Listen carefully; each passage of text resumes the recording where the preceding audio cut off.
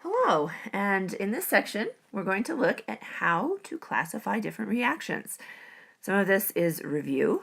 We're just simply going to restate what we know about some different types of reactions we've already looked at, and we're going to add a few new terms as well. So let's start with the first one that we looked at, precipitation reactions. You know that's when a solid forms, when we mix two solutions together. Here's an example of that.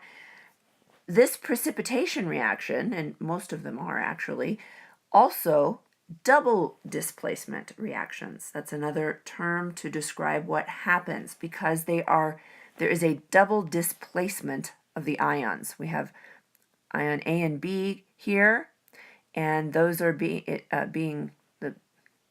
these ions are being swapped, right? In essence, we have A and D together, and B and C going together. And you can see that that is exactly what happened right here. Potassium, instead of being bonded to iodine, will be bonded to the nitrate. Iodine and lead will then combine to form the solid compound in that reaction. So precipitation reactions are usually also double displacement reactions. And this is a double displacement reaction. Acid-base reactions, you already know, those end up with a product of water. We have oxidation-reduction reactions. We've talked about that, where we're transferring electrons. Those can be single replacement reactions. We have in a single replacement reaction, we have two substances here, A, and then B and C combine to form a bond. And in that case, we have B becoming separate and A and C combining to form a bond. Here is an example of that. Zinc, it's a neutral compound. It is forming an ion. So we have an oxidation-reduction reaction. We have transfer of electrons right there. It follows this model.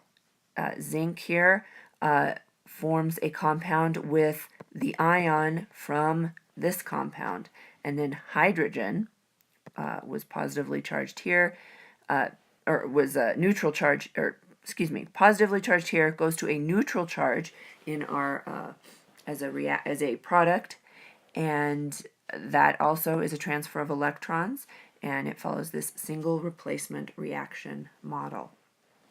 So just restating, the example of the single replacement reaction and the oxidation reaction are both evident in this reaction.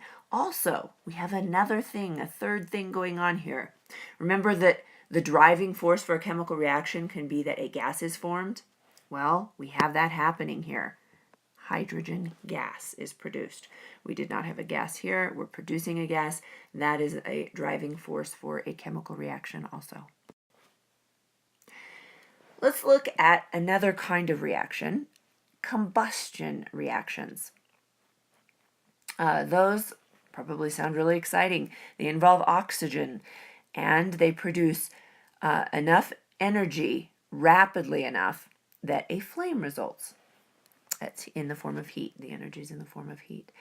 And when that happens, we have a combustion reaction. Here's an example of a combustion reaction. This is also an example of an oxidation-reduction reaction. We have oxygen right here in its neutral state, and here it is not neutral. It has a charge, so we are having a transfer of electrons in this reaction. It's an oxidation-reduction reaction. In fact, combustion reactions are just a special class of oxidation-reduction reactions, since they always involve elemental oxygen, right? Because we need oxygen to burn things. There will always be a transfer of electrons as that oxygen gains electrons and has an oxidation-reduction reaction. Here are some other examples of combustion reactions. We have the combustion of propane. That's oftentimes, that's how probably a lot of us up here heat our homes. And that is the reaction for the combustion of propane. The combustion of gasoline in automobiles is this reaction. And actually, technically, both this reaction and this reaction aren't only dealing with these compounds, but it's just a simplified one of the reactions would include this. This is specifically octane. Gasoline itself is a mixture of a lot of different compounds. This is just looking at one of those compounds, the primary one, octane. Combustion of coal to generate electricity. Again, this is a simplified idea. Coal is a much more complex mixture. It's not just carbon, but this is the primary reaction in that combustion reaction. Now let's look at two more different kinds of reactions, a synthesis reaction and a decomposition reaction. Those are pretty straightforward. Synthesis reaction, sometimes it's called a combination reaction. A compound is formed from simpler materials. Right here we have the synthesis of water. We have simple materials combining to form water, a water compound. Synthesis of carbon dioxide, simple materials combining to form carbon dioxide. Synthesis of sodium chloride from two simpler materials. Now, if you'll also notice here, all three of these reactions are also oxidation-reduction reactions. And one way to really clue in on that is, if you'll notice, there are elemental components in each of the reactants in each of these reactions. And so we will have an oxidation-reduction reaction because we're going from something neutral to something charged, where we have an ion present in the compound. And in that case, we know that we will have a transfer of electrons. These two reactions also happen to be combustion reactions because they produce flames. So remember, combustion is a special type of oxidation-reduction reaction. In a decomposition reaction, that's pretty simple as well. A compound is broken down. It can be broken down into simply simpler compounds or into elements themselves. And again, if they are broken down into elements, we will have an oxidation-reduction reaction as well, which these are both examples of that. Decomposition of water is simply the reverse of the synthesis reaction.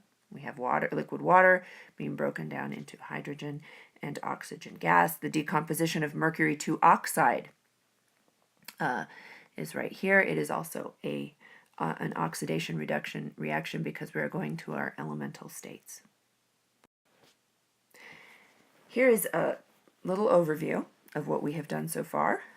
We have different chemical reactions. We talked about precipitation, oxidation-reduction, and acid-base reactions. Oxidation-reduction reactions can further be broken down into some different kinds of reactions. Combustion, synthesis reactions, if the reactants are elements, and decomposition reactions if the products are elements.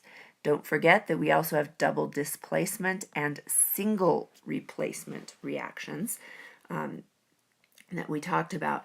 And this is sort of an overview of all of the different types of reactions we've talked about so far. So you try to classify some different reactions. Pages 242 to 243 in your textbook have some different examples for you to try. Classify those reactions in as many ways as possible using all of these that we have just discussed.